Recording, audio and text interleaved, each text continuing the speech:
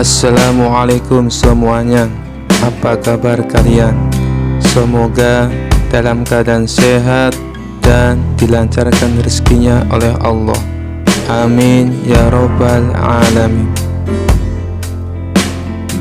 Dikisahkan di suatu malam pergantian tahun, suasana di kota begitu ramai. Para warga berkumpul di alun-alun untuk merayakan tahun baru. Ada yang membawa kembang api, meniup trompet, dan bahkan membawa berbagai makanan untuk pesta. Namun, Abu Nawas memilih untuk menghabiskan malam itu dengan tenang di rumahnya. Raja Harun al-Rasyid yang kebetulan sedang bosan, tiba-tiba memanggil Abu Nawas ke istana. Abu Nawas, malam ini malam tahun baru. Aku ingin kau menghiburku.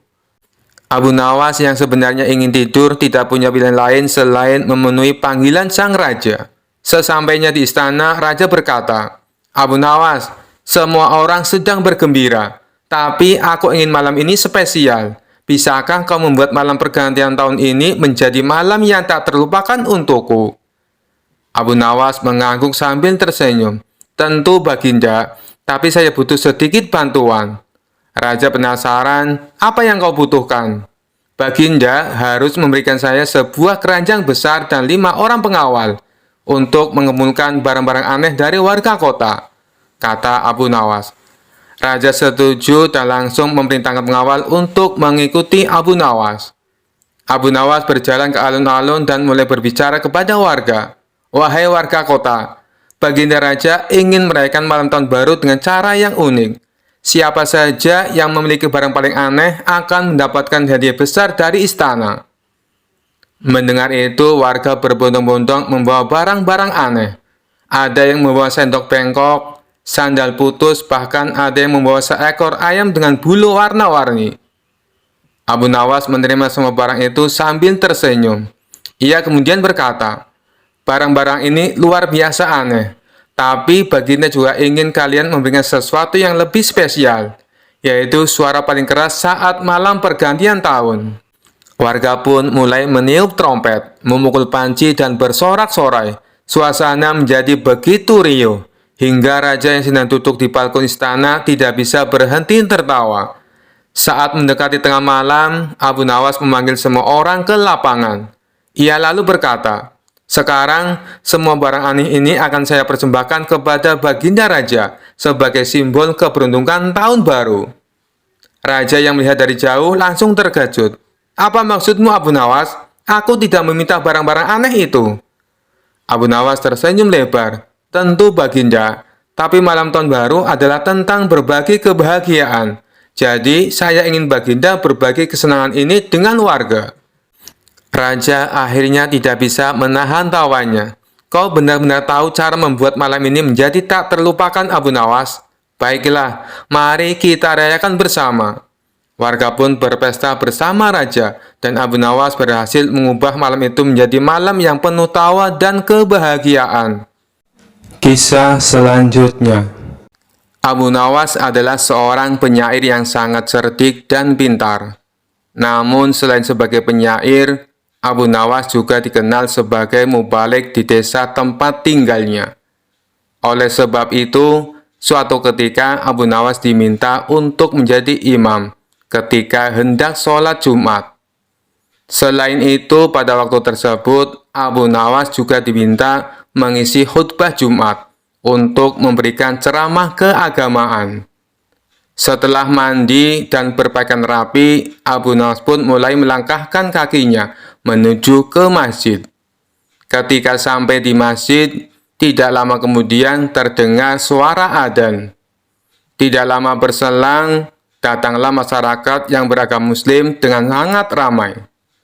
Karena yang menjadi khutib kali ini adalah Abu Nawas, maka banyak sekali masyarakat Muslim yang datang ke masjid. Ceramah dan khutbah Abu Nawas sangat disenangi oleh masyarakat kala itu.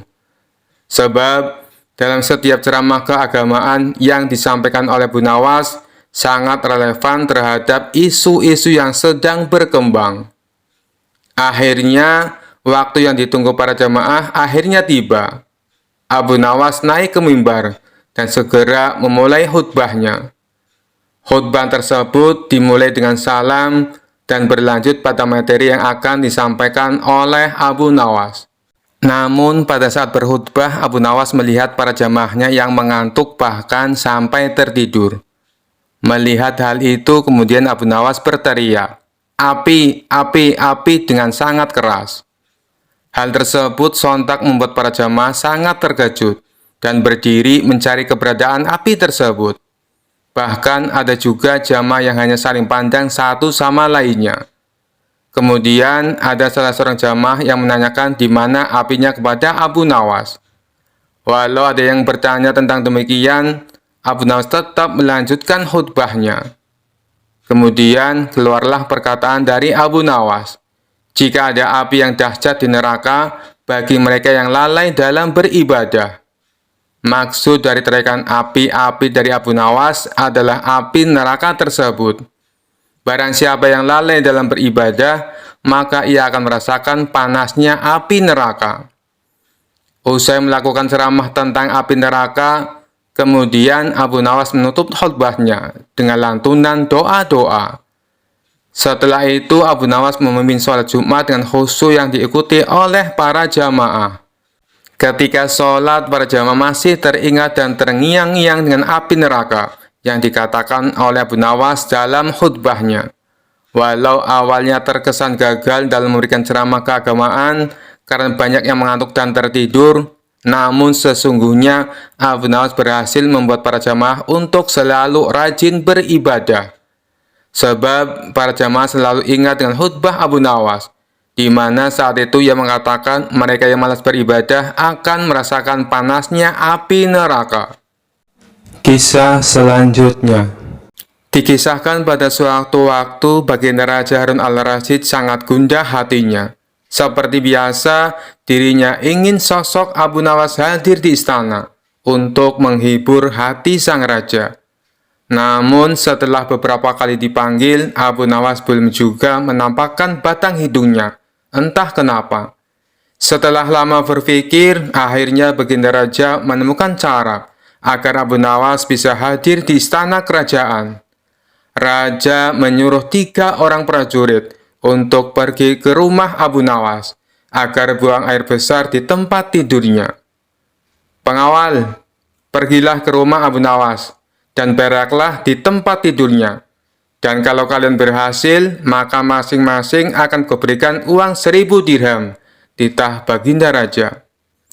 "Daulat Paduka," jawab ketiga pengawal itu secara bersamaan. Sementara itu, duduk di sebelahnya ada Kipati yang mendengar obrolan rajanya dengan ketiga pengawal itu. Karena tugas yang diberikan kepada 3 anak buahnya yang agak aneh, Kipati memberanikan diri untuk bertanya kepada sang raja. "Maaf Paduka, bukankah tugas yang diberikan itu tampak aneh dan menghina?" tanya sang patih. "Memang benar. Tapi itulah siasatku agar Abu Nawas segera hadir ke istana," jawab Baginda Raja. "Apakah gerangan rencana Baginda?" tanya Patih. "Nanti kamu akan segera mengetahuinya. Dan sekarang kamu ikutilah ketiga anak buahmu itu, dan intailah mereka, dan sampaikan kepada Abu Nawas. Bila dia berhasil menggagalkan tugas pengawalnya, maka Abu Nawas akan aku beri uang 3000 dirham. Dan sekaligus ia boleh memukul utusanku itu," titah Baginda Raja. Utusan tiba di rumah Abu Nawas. Dengan perasaan yang masih bingung, sang patih segera melaksanakan perintah raja. Dia segera berkemas dan menuju ke rumah Abu Nawas. Tidak berapa lama kemudian, utusan Baginda Raja sudah tiba di depan pintu rumah Abu Nawas. "Kami diutus oleh Baginda Raja untuk buang air besar di tempat tidurmu. Karena ini perintah raja, kamu tidak boleh menolak," kata salah satu utusan itu. "Saya sama sekali tidak keberatan. Silakan saja kalau kalian mampu melaksanakan perintah raja," jawab Abu Nawas dengan santainya. "Betul?" tanya utusan raja. "Iya, silakan saja," sahut Abu Nawas. Abu Nawas mengawasi orang-orang itu beranjak ke tempat tidurnya dengan geram. "Berak di tempat tidurku, betul-betul kelewatan," gumam Abu Nawas dalam hati. Abu Nawas memutar otaknya bagaimana caranya agar para utusan itu mengurungkan niatnya. Setelah berpikir beberapa saat, Abu Nawas akhirnya menemukan cara untuk menggagalkan tugas para utusan itu. Pada saat para utusan itu hendak bersiap-siap buang air besar, mendadak Abu Nawas berkata dari balik jendela kamar, "Hai para utusan raja, ada yang lupa saya sampaikan kepada kalian," kata Abu Nawas. "Apa itu?" tanya salah satu utusan raja. "Saya ingatkan, supaya kalian jangan melebihi perintah baginda raja. Jika kalian melanggar, saya akan pukul kalian dengan sebuah pentungan besar. Dan setelah itu saya akan laporkan kepada baginda bahwa kalian melanggar perintahnya," jawab Abu Nawas dengan serius. Dengan cekatan, Abu Nawas segera mengambil sebatang kayu besar yang ada di dapur rumahnya. Bahkan kini Abu Nawas sudah mengambil pentungan kayu besar itu. "Hei, apa maksudmu tadi Abu Nawas?" tanya salah satu utusan. "Ingat, perintah raja hanya buang air besar saja dan tidak boleh lebih dari itu," jawab Abu Nawas. "Iya, benar," jawab utusan itu. "Aku ulangi lagi, hanya buang air besar saja, tidak boleh lebih. Ingat, tidak boleh kencing, tidak boleh buka celana, tidak boleh cebok, hanya buang air besar saja," tegas Abu Nawas dengan seriusnya. "Mana mungkin, itu tidak mungkin. Kami juga harus buka celana dan kencing," jawab salah satu utusan. "Aku akan pukul kalian sekeras-kerasnya jika kalian melanggar perintah raja," sahut Abu Nawas. Para utusan itu saling pandang kebingungan dengan ucapan Abu Nawas itu. Tiba-tiba ada suara seseorang yang memanggil Abu Nawas. "Abu Nawas!" Karena ada suara yang sudah tidak asing lagi didengar, Abu Nawas serta para utusan segera berkumpul untuk menemui asal suara itu. Ternyata suara itu adalah suara Kipati, yang merupakan orang kepercayaan baginda Raja Harun al-Rasyid. "Aku sudah mendengar perdebatan kalian. Baginda Raja memang merintahkan para utusan untuk berak di tempat tidurmu. Jika 3 orang ini sanggup, mereka masing-masing akan mendapatkan 1000 dirham. Jika mereka gagal, maka mereka boleh engkau pukul sesuka hatimu," kata Kipati. "Oh, begitu. Lalu hadiah dari baginda untukku berapa, tuanku?" tanya Abu Nawas. "Sekarang juga engkau boleh menghadap baginda raja untuk menerima 3000 dirham," jawab Kipati. "Hah?" Abu Nawas kaget disertai rasa gembira. Segera saja Abu Nawas mengambil pentungan. Lalu 3 orang utusan yang mau buang air besar tadi dipentungi pantatnya. "Ampun Abu Nawas, apa kalian mau buang air besar di tempat tidurku?" "Tidak, ampun." Ketiga utusan itu lari terbirit-birit. Kipati dan Abu Nawas tertawa terpinggal-pinggal dibuatnya. Sesaat setelah itu Kipati berkata, "Abu Nawas, baginda sangat yakin engkau dapat mengatasi masalah ini. Baginda memang menginginkan kehadiranmu di istana untuk menghibur hatinya yang saat ini sedang gundah gulana." Abu Nawas menyetujui permintaan sang pati, dan mereka segera berangkat menuju istana setelah semua persiapan dilakukan. Kisah selanjutnya. Suatu hari Abu Nawas sedang berjalan-jalan di taman. Ia melihat sepasang kekasih yang sedang asik berpacaran di bawah pohon rindang. Mereka tampak sangat mesra, saling membisikkan kata-kata manis sambil berpegangan tangan. Tapi karena Abu Nawas terkenal suka iseng, ia pun merencanakan sesuatu yang lucu untuk mengerjai pasangan tersebut. Abu Nawas mendekat sambil berpura-pura tidak melihat mereka. Kemudian ia duduk tidak jauh dari tempat mereka berdua. Dengan suara yang cukup keras, Abu Nawas mulai berbicara sendiri seperti orang bingung. "Ya ampun, aku lupa sesuatu yang penting sekali. Apa yang harus aku lakukan sekarang? Ini bisa sangat berbahaya kalau aku tidak cepat-cepat menyelesaikannya," kata Abu Nawas sambil menepuk-nepuk kepalanya dengan ekspresi cemas. Pasangan yang lagi pacaran itu mulai merasa terganggu. Tapi mereka tidak terlalu memperhatikan, mencoba melanjutkan percakapan romantis mereka. Namun Abu Nawas tiba-tiba berdiri dan menghampiri mereka dengan wajah panik. "Maaf, kalian berdua pasti sibuk, tapi aku benar-benar butuh bantuan kalian. Aku baru saja diberitahu oleh seorang bijak bahwa ada 2 orang yang sangat berbahaya di sekitar sini, dan mereka bisa membuat siapa saja terkena kutukan asmara," kata Abu Nawas dengan nada serius. Pasangan itu terlihat kebingungan. "Kutukan asmara? Maksudmu apa?" tanya sang pria penasaran. Abu Nawas dengan penuh keyakinan menjawab, "Ya, kutukan asmara. Jika 2 orang yang terkena kutukan itu terlalu dekat, mereka akan terus saling mencintai. Tapi mereka akan terus bertengkar setiap hari. Mereka tak akan pernah bisa bahagia bersama. Dan satu-satunya cara untuk menghindari kutukan itu adalah dengan menjauhkan diri selama setidaknya 24 jam. Sang wanita mulai khawatir. Sementara sang pria terlihat ragu. "Kau serius?" tanyanya lagi. Abu Nawas mengangguk dengan sungguh-sungguh. "Oh, aku tidak pernah main-main soal hal ini. Aku sendiri hampir kena kutukan itu minggu lalu. Beruntung aku langsung menjauh sebelum terlambat." Pasangan itu mulai saling pandang dengan was-was. Mereka merasa canggung untuk tetap duduk bersama, apalagi setelah mendengar peringatan Abu Nawas yang tampak begitu meyakinkan. Akhirnya sang pria berdiri dengan canggung dan berkata, "Mungkin kita bisa ketemu lagi besok saja ya, hanya untuk berjaga-jaga." Sang wanita itu pun setuju. "Iya, lebih baik kita aman daripada nanti menyesal." Abu Nawas yang melihat rencana istrinya berhasil, menahan tawa sambil melihat mereka pergi dengan langkah tergesa-gesa, saling berpisah untuk menghindari kutukan yang sebenarnya hanya akal-akalan saja. Setelah mereka menjauh, Abu Nawas tertawa terbahak-bahak. "Kutukan asmara, mereka percaya saja. Kalau mereka tahu itu cuma bualanku, pasti mereka akan malu setengah mati."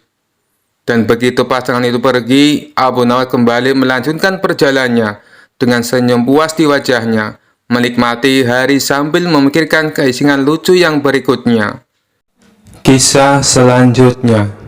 Kisah ini berawal ketika Baginda Raja baru pulang dari negeri seberang. Ia pun menceritakan pengalamannya selama tinggal di sana, termasuk mengenai seorang pengawal pribadi Raja negeri seberang yang terkenal sakti. Si pengawal tersebut bisa muncul tiba-tiba tanpa diketahui dari mana ia datang. Mendengar cerita Baginda Raja, sang menteri pun merasa takjub. "Maksud Paduka, pengawal itu bisa muncul tiba-tiba?" tanya sang menteri merasa heran. "Benar, wahai menteriku, saat itu saya sedang duduk dengan Raja negeri seberang, tapi di samping kanan kirinya tak ada seorang pun pengawal. Lalu saya coba tanya kepadanya, 'Kenapa pengawalmu tidak mendampingi?' Dia malah tersenyum. Kemudian dia teriak memanggil pengawalnya. Tiba-tiba di hadapan kami sudah berdiri seorang pengawal, yang entah datangnya dari mana," kata Baginda Raja menjelaskan. "Bisa jadi pengawal tersebut sebenarnya adalah jin, Paduka," timpal sang menteri. "Mungkin juga, bisa jadi dia adalah jin," balas Baginda Raja. Setelah mendengar cerita tersebut, sang menteri muncul ide akan sebuah tantangan. Kemudian ia mengungkapkan idenya tersebut kepada Baginda Raja. "Paduka yang mulia, bukankah selama ini tantangan Paduka selalu berhasil dikalahkan Abu Nawas? Bagaimana kalau Abu Nawas ditantang seperti pengawal sakti itu?" kata sang menteri mengusulkan. "Tantangan? Tantangan apa? Aku belum paham dengan maksudmu," tanya Baginda Raja bingung. "Begini, Paduka, Abu Nawas kita tantang hadir di depan Paduka, tapi tidak boleh dengan jalan kaki, tidak boleh berkendaraan, dan tidak boleh kelihatan. Dia harus datang tiba-tiba seperti pengawal itu," kata sang menteri menjelaskan. "Bagus sekali ide kamu, saya setuju. Kali ini Abu Nawas pasti akan kalah," balas Baginda Raja kegirangan. Tanpa membuang-buang waktu, Baginda Raja langsung memerintahkan beberapa pengawal untuk memanggil Abu Nawas. Singkat cerita, datanglah Abu Nawas menghadap Baginda Raja. Wahai Abu Nawas, apakah kamu masih berani menerima tantanganku? Tanya baginda raja. Tentu saja saya berani, Paduka. Tapi saya perlu tahu apa impiannya kalau saya berhasil. Kata Abu Nawas balik bertanya. Karena tantangan ini sangat sulit dan mustahil, hadiahnya akan aku tambah menjadi 1000 dinar. Tapi bila kamu gagal, sebagai hukumannya, kamu harus memandikan kuda-kuda istana selama sebulan. Dan semua hadiah yang selama ini aku berikan harus kamu kembalikan. Karena hadiah tersebut akan aku serahkan kepada menteriku. Sebab dialah yang punya ide tantangan ini. Apa kamu bersedia? Tanya baginda raja kembali. Mendengar hadiah yang begitu besar, spontan Abu Nawas langsung tergiur. Baik Paduka yang mulia, saya sangat bersedia, sahut Abu Nawas dengan muka berseri-seri. Kemudian baginda raja memberitahu tantangan yang akan ia berikan. Besok kamu harus ada di sini persis seperti sekarang ini, berdiri tepat di hadapanku. Tapi ada syaratnya. Kamu ke sini tidak boleh berjalan kaki, tidak boleh naik kendaraan, dan tidak boleh terlihat oleh siapapun. Pokoknya tahu-tahu kamu sudah ada di sini, jelas baginda raja. Seketika jantung Abu Nawas langsung berdebar kencang mendengar tantangan tersebut. Ini tantangan yang mustahil, mana mungkin aku bisa melakukannya, pikir Abu Nawas. Di tengah kebingungan Abu Nawas, baginda raja kembali berkata, kalau kamu membatalkan tantangan ini, itu saja kamu mengaku kalah. Dan itu berarti kamu harus menjalani hukuman dan menyerahkan semua hadiahmu kepada menteriku. Sementara sang menteri merasa puas dengan ide tantangan yang dimilikinya. Mampus kau Abu Nawas, kau akan menderita selama sebulan, ucap sang menteri dalam hati.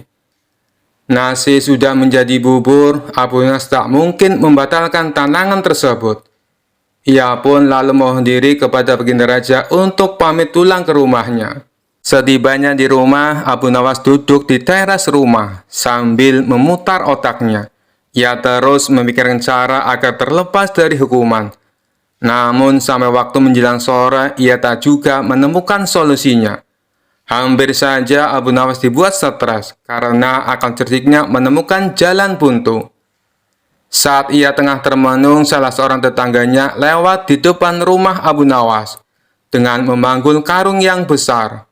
Iseng-iseng Abu Nawas bertanya kepadanya, "Wahai kawan, apa yang kau bawa itu?" Tetangganya menjawab, "Kambing Abu Nawas." "Kambing? Kenapa tidak dituntun saja? Itu akan meringankan pekerjaanmu," kata Abu Nawas menyarankan. "Saya sengaja Abu Nawas, biar orang-orang tidak tahu," balas tetangganya. Dari situlah akhirnya Abu Nawas menemukan solusi atas tantangan baginda raja. Kemudian Abu Nawas pergi menemui menteri yang punya ide tantangan tersebut. "Tuan Menteri, sepertinya besok saya akan dihukum. Tapi bolehkah saya minta tolong?" pinta Abu Nawas. "Minta tolong apa?" tanya sang menteri. "Besok ambillah karung yang ada di rumahku dan bawalah ke hadapan baginda raja," ucap Abu Nawas. "Apa isi karung itu?" tanya sang menteri kembali. "Isinya semua hadiah dari baginda raja. Selama ini aku kumpulkan di dalam karung tersebut. Bukankah nantinya juga akan jadi milikmu?" ujar Abu Nawas. "Oh, baiklah Abu Nawas, saya siap," balas sang menteri. Esok paginya sang menteri menuju rumah Abu Nawas. Sesampainya di sana, ia hanya menjumpai istrinya. "Mana Abu Nawas?" tanya sang menteri. "Abu Nawas sudah berangkat ke istana," jawab istri Abu Nawas. Kemudian istri Abu Nawas menunjukkan karung yang akan dibawa oleh Tuan Menteri. Dengan hati gembira, sang menteri memanggulkan tersebut sampai ke istana. Meskipun terik matahari sangat panas tak membuat sang menteri merasa letih, karena rasa letihnya terobati dengan hadiah yang akan ia dapatkan. Setelah sang menteri tiba di istana, ia pun segera menghadap baginda raja. "Apa yang kau bawa itu? Dan mana Abu Nawas?" tanya baginda raja.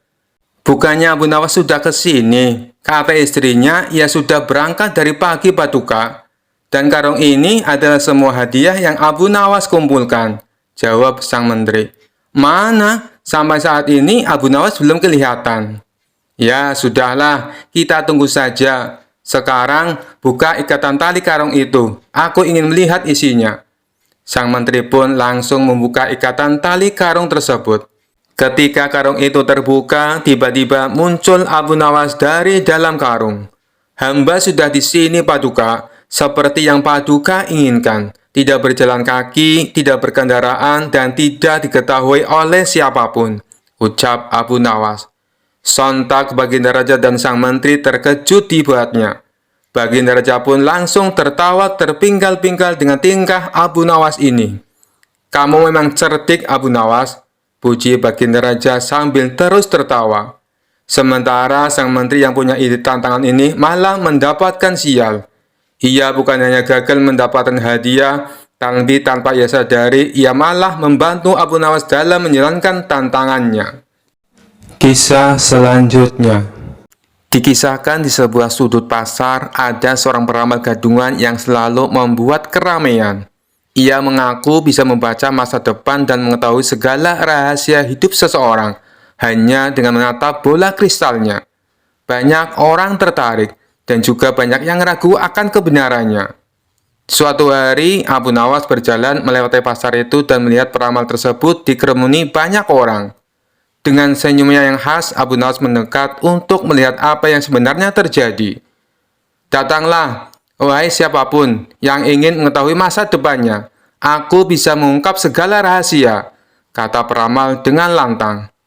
Abu Nawas segera memutuskan untuk menguji, dan kalau bisa mengerjai si peramal. Abu Nawas melangkah maju. Tuan peramal, aku ingin tahu apa yang akan terjadi padaku besok. Peramal itu memejamkan mata dan mulai menggosok bola kristalnya, seolah sedang mencari jawaban. Aku melihat sesuatu, katanya dramatis. Besok kau akan menemukan keberuntungan besar. Abu Nawas tersenyum. Keberuntungan macam apa? Emas. Banyak sekali emas yang akan kau temukan. Bersiaplah, jawab si peramal sambil tersenyum lebar, berharap Abu Nawas percaya. Namun, bukannya terkesan, Abu Nawas justru mengangguk dengan ekspresi serius. Wah, itu kabar baik. Kalau begitu, kau pasti tahu apa yang ada di sakuku saat ini, kan? Si peramal terlihat sedikit gugup, tapi mencoba tetap tenang. Tentu saja, beri waktu aku sebentar.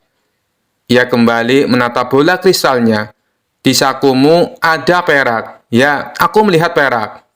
Abu Nawas mengeluarkan tangannya dari saku dan menunjukkan sesuatu, sepotong roti basi.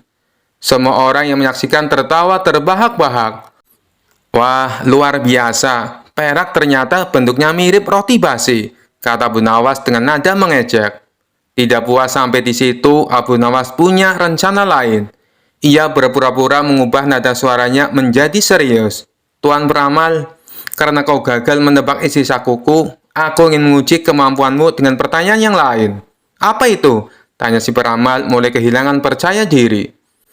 Aku baru saja kehilangan seekor keledai kesayanganku. Kalau kau memang sakti, pasti kau tahu di mana keledaiku sekarang, kata Abu Nawas sambil memasang wajah sedih.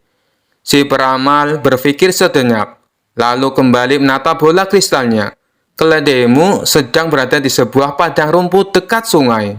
Abu Nawas tertawa keras. Padahal keledaiku sedang diikat di belakang pasar ini. Aku baru saja memarkirnya sebelum datang ke sini. Kerumunan kembali tertawa.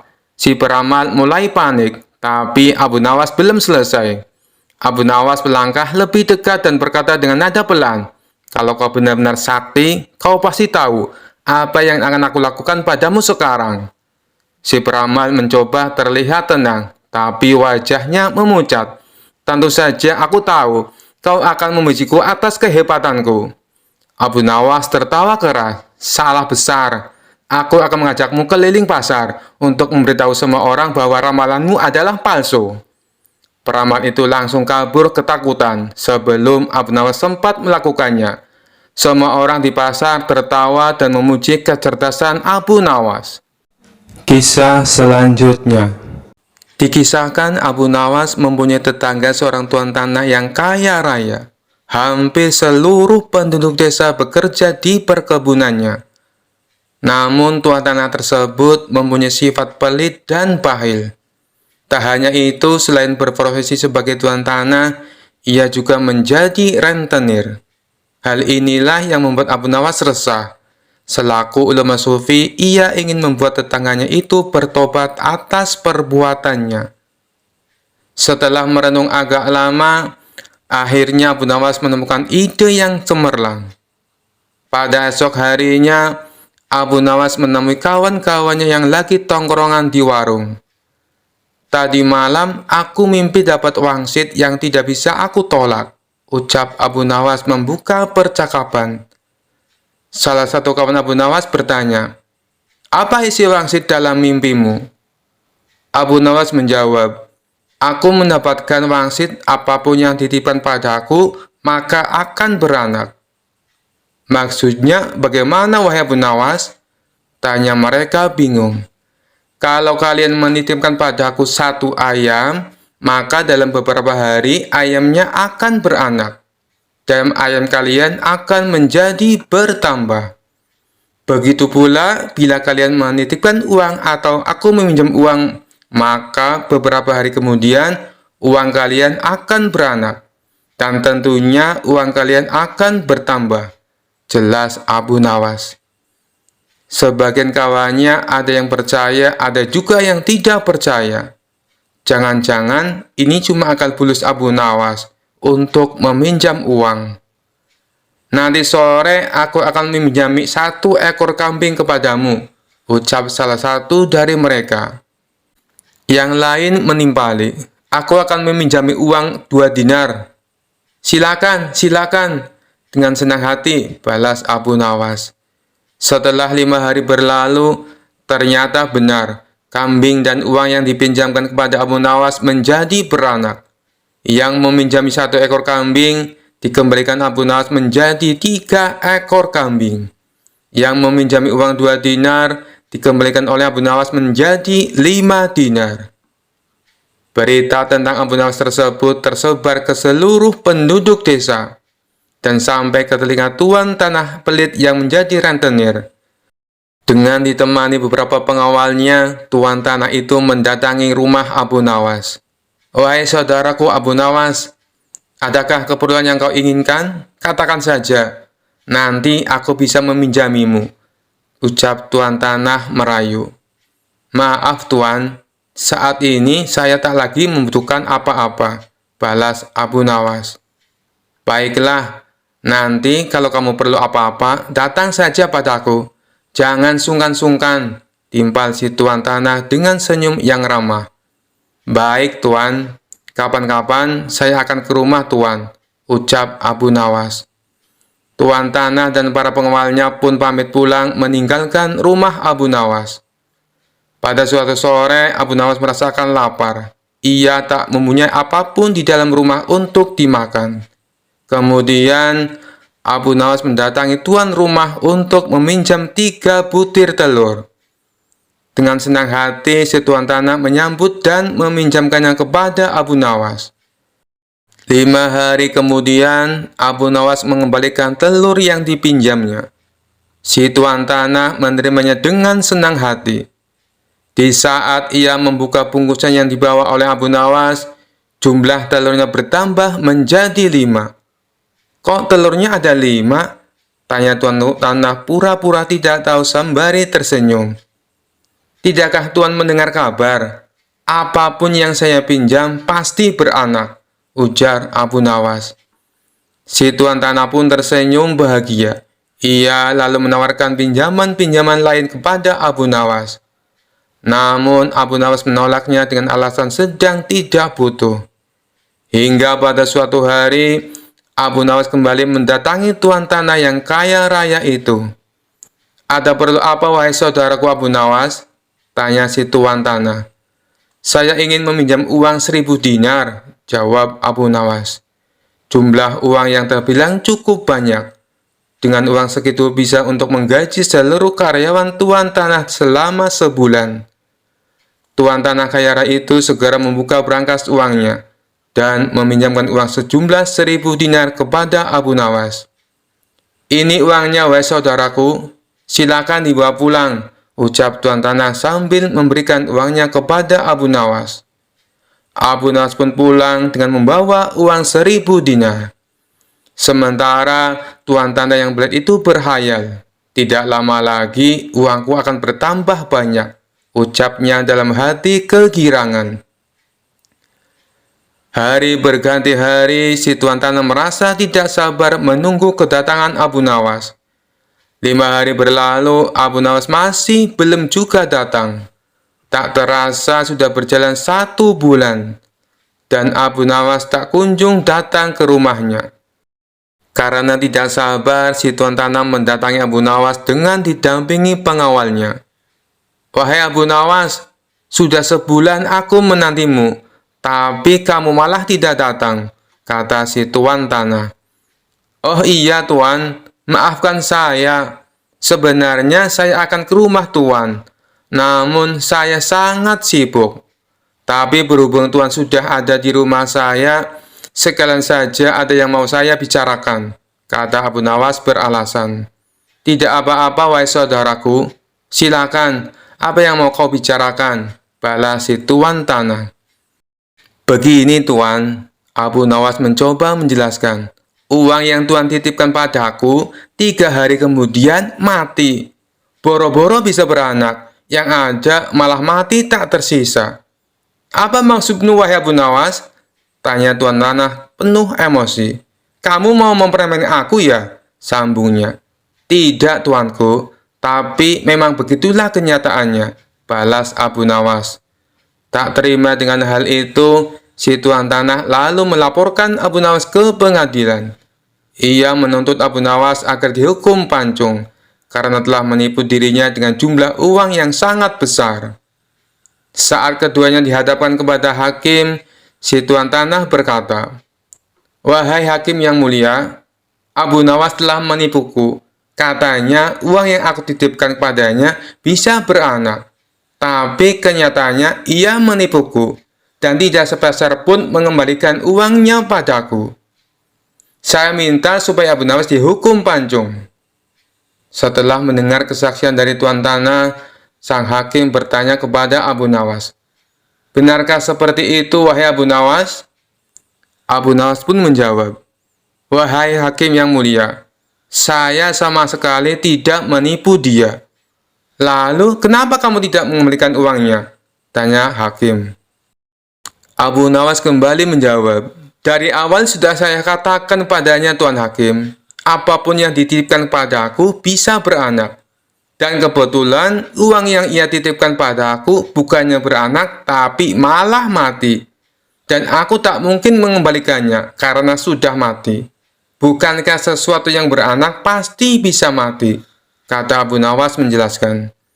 Sang hakim manggut-manggut dan membenarkan ucapan Abu Nawas. Memang segala sesuatu yang beranak cepat atau lambat pasti akan mati. Dengan ini, Abu Nawas dibebaskan dari segala tuduhan dan tidak diwajibkan untuk mengganti rugi. Mendengar keputusan itu, si tuan hakim tanah langsung jatuh pingsan. Ia telah tertipu oleh wataknya sendiri sebagai orang yang gigih dan berprofesi sebagai rentenir. Kisah selanjutnya. Suatu hari Abu Nawas sedang duduk santai di depan rumahnya sambil menyeruput teh hangat. Tiba-tiba terdengar suara gaduh dari kejauhan. Ketika Abu Nawas menoleh, ia melihat debu mengepul di udara, diikuti oleh bayangan seseorang yang mendekat dengan sangat cepat. Begitu debu menghilang, tampak seorang pria dengan tongkat ajaib di tangannya dan bulu monyet di kepalanya. Dia berdiri gagah di depan Abu Nawas. "Abu Nawas, aku adalah Sung Gokong, Raja Kera dari Cina. Aku mendengar bahwa kau adalah orang yang paling licik di negeri ini. Maka aku datang untuk menantangmu bertarung," teriak Sung Gokong dengan penuh semangat.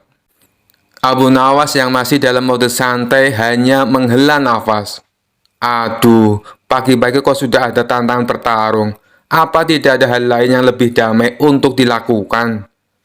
Namun Sung Gokong tampak tak sabar. Dia memutar tongkatnya lalu berkata, "Kau tidak bisa mengelak, Abu Nawas. Kau harus menerima tantanganku atau kehilangan kehormatanmu." Abu Nawas berpikir cepat. Melawan Raja Kera yang sakti dan bisa terbang, ini jelas tidak seimbang. Tapi Abu Nawas adalah orang yang dikenal selalu punya akal licik untuk menghadapi situasi sulit. Maka dengan senyum liciknya ia berkata, "Baiklah Sung Gokong, aku akan melawanmu tapi aku punya syarat." Sung Gokong menatap penasaran. "Apa syaratnya?" Abu Nawas menjawab dengan tenang, "Kita akan bertarung di sebuah medan yang tak pernah kau lihat sebelumnya. Aku tahu kau hebat di udara, di tanah, dan bahkan di air. Tapi aku ingin melihat apakah kau bisa menang di tempat yang lebih sulit." Sung Gokong tertawa meremehkan. "Tempat apapun, aku pasti bisa mengalahkanmu, Abu Nawas." Abu Nawas tersenyum. "Baiklah, ikutlah aku ke medan pertarungan kita." Abu Nawas lalu membawa Sung Gokong ke sebuah lapangan yang luas, yang dipenuhi oleh kasur empuk dan guling-guling besar. Sung Gokong mengerutkan kening dan bingung. "Tempat apa ini?" tanya Sung Gokong. "Ini adalah medan pertarungan kita, Sung Gokong," kata Abu Nawas dengan penuh percaya diri. "Pertarungan kita bukan soal kekuatan, tapi soal bertahan. Kita akan bertarung di sini dengan satu aturan. Siapa yang tertidur dulu, dialah pemenangnya." Sung Gokong yang terkenal selalu aktif dan lincah merasa heran. "Tertidur? Itu konyol. Aku tak pernah tidur, apalagi dalam situasi bertarung." Abu Nawas tersenyum lebar. "Nah, itulah tantangannya. Kau tak hanya harus menang, tapi juga melawan rasa kantuk. Siapa yang pertama tidur, dialah pemenangnya." Sung Gokong tertawa keras, meremehkan tantangan itu. "Baiklah, kalau begitu kita mulai sekarang." Mereka berdua pun berbaring di atas kasur empuk yang besar. Tak sampai 10 menit, Sung Gokong yang tak terbiasa diam dalam posisi nyaman mulai gelisah. Matanya berkedip-kedip. Tubuhnya merasa rileks di atas kasur empuk, dan tanpa sadar, dia tertidur lelap. Abu Nawas yang sudah biasa bersantai dengan liciknya menunggu sampai Sung Gokong tertidur. Lalu dengan santai berdiri dan berjalan pulang, meninggalkan Sung Gokong yang mendengkur di lapangan kasur. Esok paginya, Sung Gokong terbangun dengan terkejut. Melihat Abu Nawas sudah tak ada di sana. Ia sadar bahwa ia telah kalah dalam tantangan yang sederhana namun sangat cerdik. Sung Gokong menggaruk-garuk kepalanya sambil bergumam, "Aku mungkin kuat, tapi otak Abu Nawas benar-benar sulit dikalahkan." Dan dengan itu Abu Nawas kembali memenangkan pertarungan. Kali ini melawan Raja Kera dari Cina, tanpa harus mengangkat satu senjata pun. Kisah selanjutnya. Suatu hari terdengar kabar di seluruh negeri bahwa seorang pria super kuat dari negeri asing yang dikenal sebagai Superman telah datang. Dengan kekuatan yang luar biasa, ia bisa terbang, memiliki pandangan tembus pandang, dan mampu mengangkat gunung dengan satu tangannya. Raja yang penasaran segera ingin mengundang Superman ke istana untuk melihat seberapa hebat kekuatan yang dimilikinya. Tentu saja Abu Nawas juga mendengar kabar tersebut. Dengan cerdik, ia sudah menyiapkan sesuatu yang akan membuat semua orang terhibur. Ketika Raja memanggilnya, Abu Nawas datang dengan senyum lebar di wajahnya. "Abu Nawas," kata Raja, "aku ingin mengadakan pertandingan persahabatan antara kau dan Superman. Aku ingin tahu, apakah kecerdikanmu bisa mengalahkan kekuatan super yang dia miliki?" Abu Nawas tanpa ragu sedikit pun menjawab dengan nada serius tapi kocak. "Tentu, tuanku. Hamba siap melawan siapa saja, bahkan Superman. Tapi hamba hanya butuh sedikit persiapan." Raja tersenyum lebar, tak sabar ingin melihat pertandingan yang seru ini. Ketika hari pertandingan tiba, arena sudah dipenuhi oleh para penonton yang penasaran. Di satu sisi, Superman berdiri dengan gagah, memakai jubah merahnya yang berkibar, dan otot-ototnya yang terlihat sangat kuat. Di sisi lain, Abu Nawas datang dengan pakaian biasa, tampak tenang, dan bahkan membawa tikar kecil yang digulung di pundaknya. Superman yang ingin bersikap ramah menyapa Abu Nawas. "Hei Abu Nawas, apa kau siap untuk bertanding melawan aku?" Abu Nawas dengan tenang berkata, "Tentu saja, tapi Superman, kita akan bertanding dengan syarat yang adil." Superman sedikit bingung, tapi ia tetap tersenyum. "Apa syaratnya Abu Nawas?" Abu Nawas menjawab, "Kau kan terkenal dengan kekuatan luar biasa. Jadi kita akan mengadakan pertandingan mengadu kekuatan. Tapi karena aku tidak sekuat dirimu, kita akan bertanding dalam hal yang lebih setara. Siapa yang paling kuat bertahan di satu tempat dalam waktu yang lama tanpa bergerak, dia yang menang." Superman tertawa, "Itu mudah bagiku. Jadi, kau ingin kita berdiri diam selama mungkin?" Abu Nawas mengangguk, "Iya, benar.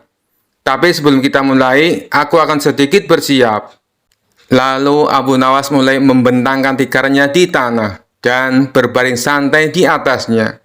Ia mengambil pantat kecil dari balik bajunya dan meletakkannya di bawah kepala. "Nah, aku sudah siap," katanya santai sambil tersenyum. Superman yang kebingungan bertanya, "Kau akan bertanding sambil berbaring?"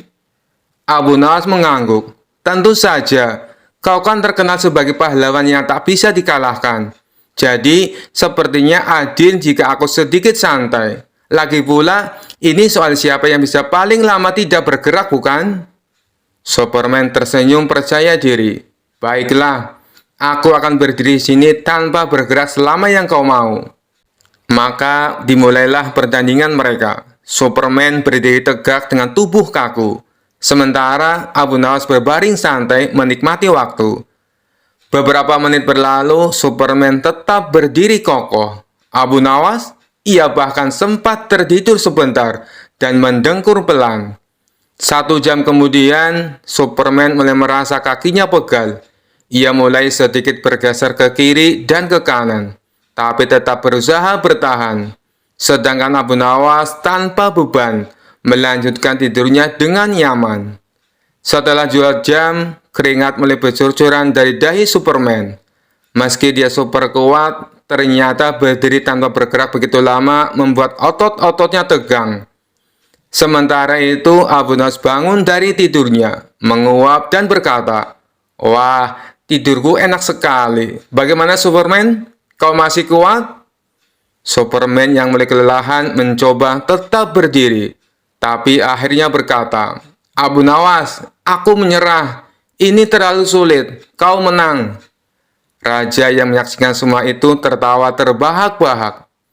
"Abu Nawas, sekali lagi kau berhasil mengalahkan lawanmu dengan kecerdikanmu. Bahkan Superman pun tak bisa bertahan melawan strategimu yang unik." Abu Nawas berdiri, menggelar tikarnya dan berkata, "Tuanku, kekuatan saja tidak cukup. Kadang yang terpenting adalah bagaimana kita menggunakan kecerdikan. Lagi pula, siapa yang tidak suka tidur siang?" Semua orang di istana tertawa terbahak-bahak, termasuk Superman, yang akhirnya mengakui bahwa Abu Nawas memang bukan lawan sembarangan. Meski tidak memiliki kekuatan super, kecerdasan Abu Nawas adalah kekuatan terbesarnya. Dan sejak hari itu, Raja terus memuji kecerdikan Abu Nawas. Sementara Superman pun belajar bahwa tidak semua masalah bisa diatasi dengan kekuatan saja. Kisah selanjutnya. Kala itu kota Baghdad mendadak gempar oleh kehadiran orang asing. Persoalannya bukan pada orangnya, melainkan orang asing tersebut tidak mempercayai adanya Tuhan. Bukan hanya itu, ia juga menantang orang-orang muslim berdebat mengenai adanya Tuhan. Kabar ini pun sampai ke telinga Baginda Raja. Karena dianggap bikin resah masyarakat, orang asing ini lalu dipanggil ke istana. "Apa tujuanmu membuat onar di negeri kami?" tanya Baginda Raja. Orang asing ini menjawab, "Untuk apa mengaku bertuhan kalau tidak bisa menjawab pertanyaanku?" Kemudian baginda raja bertanya kembali, "Apakah kamu tidak percaya adanya Tuhan?" Dengan tegas orang itu menjawab, "Tentu saja saya tidak percaya adanya Tuhan, dan saya juga tidak percaya adanya akhirat." Mendengar itu baginda raja sempat terkejut. "Tapi saya dan rakyatku percaya adanya Tuhan. Berarti keyakinan kita berbeda. Jadi jangan ganggu rakyatku," tegas baginda raja. "Kalau Paduka Raja percaya adanya Tuhan, bisakah Paduka menjawab 3 pertanyaanku?" tanya orang asing tersebut. "Silahkan," balas baginda raja. Pertanyaan pertama, orang Islam meyakini bahwa dunia dan seisinya adalah ciptaan Allah. Lalu siapakah yang menciptakan Allah? Bukankah sesuatu yang ada pasti ada penciptanya? Pertanyaan yang kedua, katanya di dalam surga manusia tidak akan berak ataupun kencing, sedangkan mereka makan dan minum setiap hari. Bagaimana mungkin ini bisa terjadi? Padahal segala sesuatu yang akan dimasukkan pasti akan keluar, entah itu dengan bentuk yang lain. Dan pertanyaan yang ketiga, orang Islam meyakini kalau setan terbuat dari api, tapi katanya setan akan disiksa dengan api neraka. Mana mungkin api bisa menyakiti api? Mendengar pertanyaan orang asing itu, baginda raja hanya terdiam. Bisa saja ia menjawab berdasarkan hadis dan Al-Quran, tapi karena yang dihadapi adalah orang yang tidak percaya Tuhan, maka dijawabnya harus dengan logika. Kemudian salah satu menterinya membisikkan kepada baginda raja, "Paduka, kalau soal beginian serahkan saja pada Abu Nawas. Dia pasti bisa mematahkan argumen orang asing itu." Baginda raja menyetujui usulan menterinya. Maka dipanggillah Abu Nawas ke istana. Singkat cerita, Abu Nawas pun datang menghadap baginda raja. Ia lalu dipersilakan duduk di sampingnya. "Ada apa, Paduka? Kenapa tiba-tiba memanggil hamba?" tanya Abu Nawas. "Begini Abu Nawas, orang asing ini tidak percaya adanya Tuhan, dan dia mengajukan 3 pertanyaan, tapi jawabannya harus masuk akal," ujar baginda raja. Sekilas Abu Nawas menatap orang asing tersebut. "Oh, ini orangnya yang bikin gempar kota Baghdad," pikir Abu Nawas. Abu Nawas lalu menghampiri orang asing itu dan duduk tepat di hadapannya. "Silahkan, apa yang ingin kau tanyakan?" ucap Abu Nawas dengan penuh percaya diri. Orang asing tersebut memulai pertanyaannya. "Anda sebagai orang muslim tentu percaya bahwa segala sesuatu, baik yang terlihat maupun yang tidak terlihat, pasti ada yang menciptakan." "Iya, tentu saja, saya percaya," jawab Abu Nawas. "Sekarang saya mau bertanya, siapakah yang menciptakan alam semesta dan seisinya?" tanya orang asing itu. "Yang menciptakan alam semesta dan seisinya adalah Allah Tuhan saya," jawab Abu Nawas. "Oh, baiklah. Lalu siapakah yang menciptakan Allah? Bukankah tadi Anda mengakui bahwa segala sesuatu, baik yang terlihat maupun tidak terlihat, pasti ada yang menciptakan?" tanya orang asing itu kembali. Sejenak Abu Nawas terdiam. Ia pun lalu berkata, "Anda pasti tahu kalau kami selaku orang Islam mengakui hanya ada satu Tuhan. Kita istilahkan saja Tuhan dengan angka 1. Sekarang gantian aku yang bertanya. Angka 3 berasal dari angka berapa?" tanya Abu Nawas. "Angka 3 berasal dari angka 2 ditambah 1, jawab orang asing tersebut. "Tepat sekali. Kalau angka 2 berasal dari angka berapa?" tanya Abu Nawas kembali. "Angka 2 berasal dari angka 1 ditambah 1, jawab orang asing itu. "Benar sekali. Sekarang kalau angka 1 itu sendiri berasal dari angka berapa? Tanya Abu Nawas. Orang itu kaget dengan pertanyaan tersebut. Ia hanya terdiam tak bisa menjawabnya. Kemudian Abu Nawas berkata kembali, pada intinya semua angka pasti ada awalnya. Entah itu angka 5, angka 4, ataupun angka 10. Dan angka-angka tersebut diibaratkan alam semesta ciptaan Allah. Apabila kamu bertanya siapa yang menciptakan Allah, sama halnya saya bertanya dari mana angka 1 itu ada. Kamu pasti tidak akan bisa menjawabnya. Jelas Abu Nawas. Orang itu pun langsung terdiam merenungi kata-kata Abu Nawas. Untuk jawabanmu atas pertanyaanku yang pertama masuk akal juga. Sekarang pertanyaan yang kedua. Kalian sebagai muslim pasti meyakini kelak hidup di surga tidak akan berak dan kencing. Padahal di sana kalian makan dan minum setiap hari. Mana mungkin itu bisa terjadi? Jelaskan padaku, tanya orang asing tersebut. Baik, akan saya jelaskan.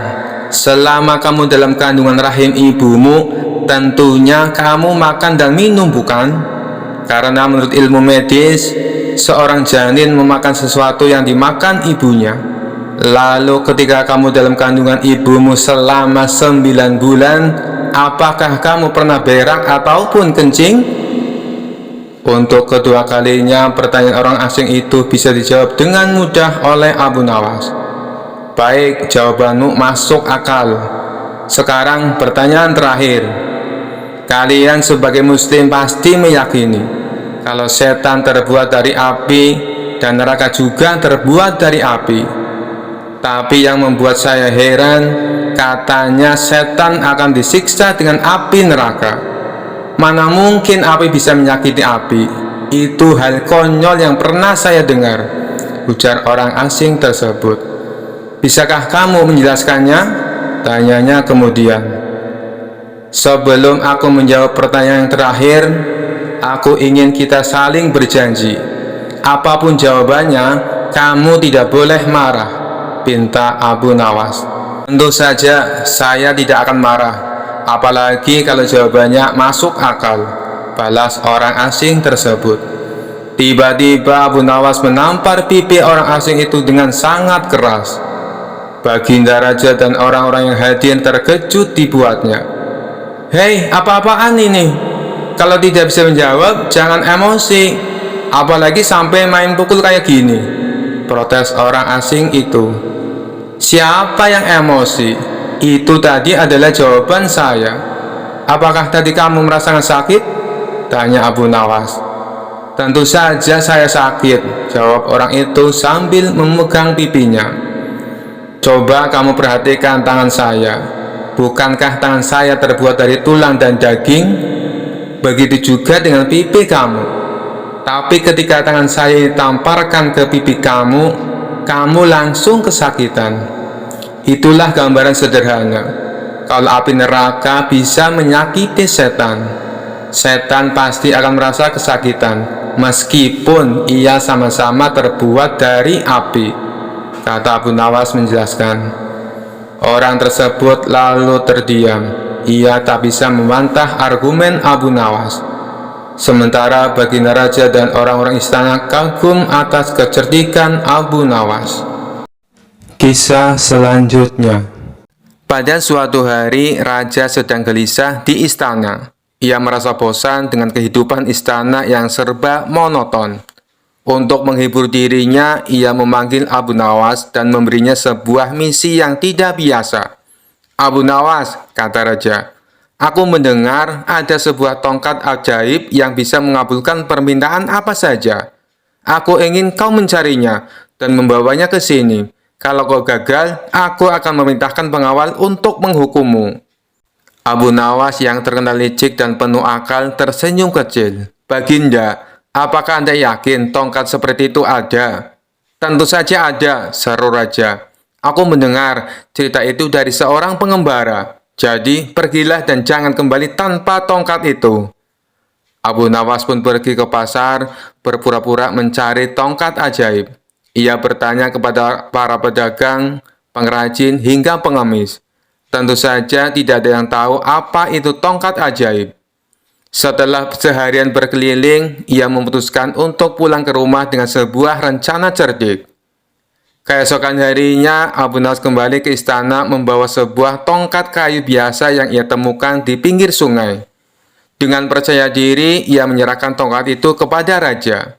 "Baginda, inilah tongkat ajaib yang Anda cari," katanya sambil membungkuk. Raja mengamati tongkat itu dengan penuh rasa penasaran.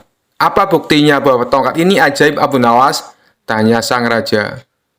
Abu Nawas tersenyum misterius. "Baginda, tongkat ini hanya akan menunjukkan keajaibannya jika digunakan oleh orang yang jujur. Cobalah Baginda, mintalah sesuatu dan tongkat ini akan mewujudkannya."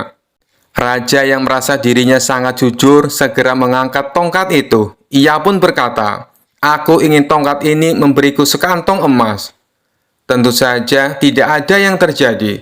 Raja mulai curiga. "Kenapa tidak terjadi apa-apa, Abu Nawas?" Abu Nawas dengan tenang menjawab, "Baginda, mungkin Anda perlu meningkatkan kejujuran Anda terlebih dahulu." Raja merah padam, tapi ia tidak mau menunjukkan rasa malunya. Ia menyerahkan tongkat itu kepada para menterinya untuk dicoba. Setiap menteri yang mencoba tongkat itu gagal menggunakannya. "Ini aneh, tongkat ini tidak bekerja untuk siapapun," seru sang raja.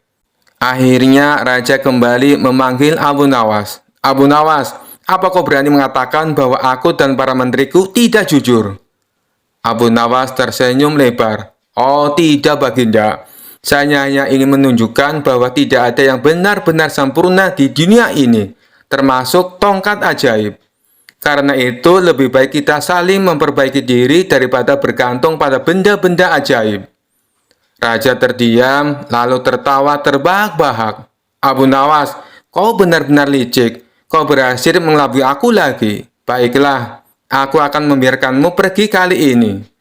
Abu Nawas membungkuk sambil berkata, "Terima kasih Baginda. Jika Baginda butuh tongkat ajaib lagi, saya akan mencarinya di tempat yang lebih jauh." Seisi istana pun tertawa mendengar jawaban Abu Nawas. Sementara raja hanya bisa menggeleng-gelengkan kepala, kagum dengan kecerdikannya. Sekian dulu perjumpaan kita kali ini. Sampai bertemu lagi di kisah-kisah selanjutnya.